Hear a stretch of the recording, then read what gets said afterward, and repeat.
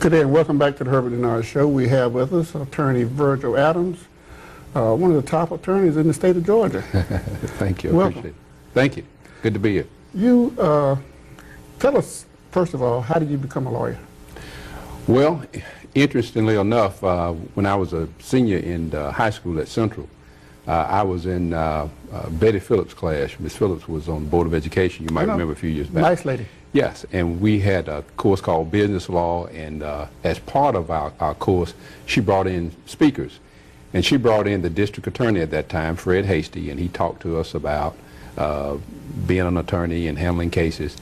And she took us on a field trip down to the courthouse, and we sat in on a trial. And I never forget, they were trying a criminal case, and it was a rape case, and they referred to the guy as the barefoot rapist, because apparently what he was doing, he'd take his shoes off before he would climb in windows and whatever. And I just got fascinated by what was going on in the courtroom. And at that time, I decided that that's really what I wanted to do, was to be an attorney. So you went to, where did you go?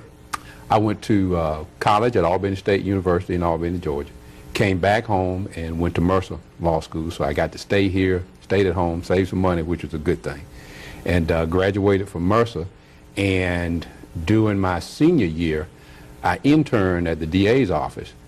Georgia has an interesting law that allows third-year law students to actually try cases if you work in a public defender's office or a district attorney's office. So when I was a third-year law student, I actually got to try 2 criminal cases with an assistant DA sitting in with me, which was real fascinating.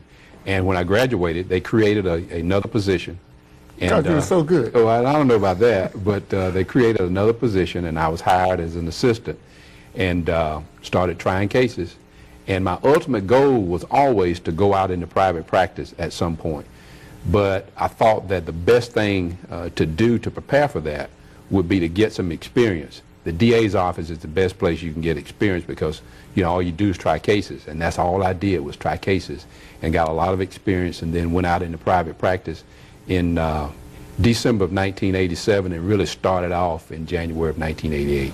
That was Mathis, Sands, Jordan, and Adams. Yes, Charles Mathis, Louis Sands, who was with the United States Attorney's Office at the time, and as you know, he's now Chief Judge of the Middle District of Georgia. He's down in Albany. And myself and Jimmy Jordan. Charles is in Atlanta practicing.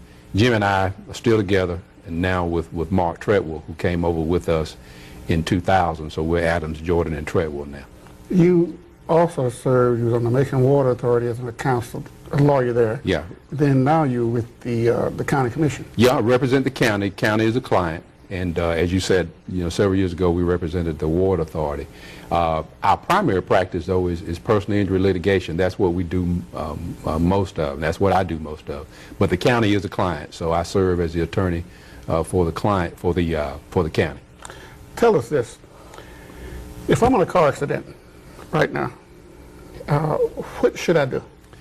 Well, first thing, assuming that you're injured in all of this, yeah, I think the first thing you need to do is get medical treatment, because that's first and foremost. I mean, if you're injured, you need to get treatment. Then after you do that, at some point the police officer is going to contact you and take down information. And what I see happening a lot of times is information on accident reports are not always accurate.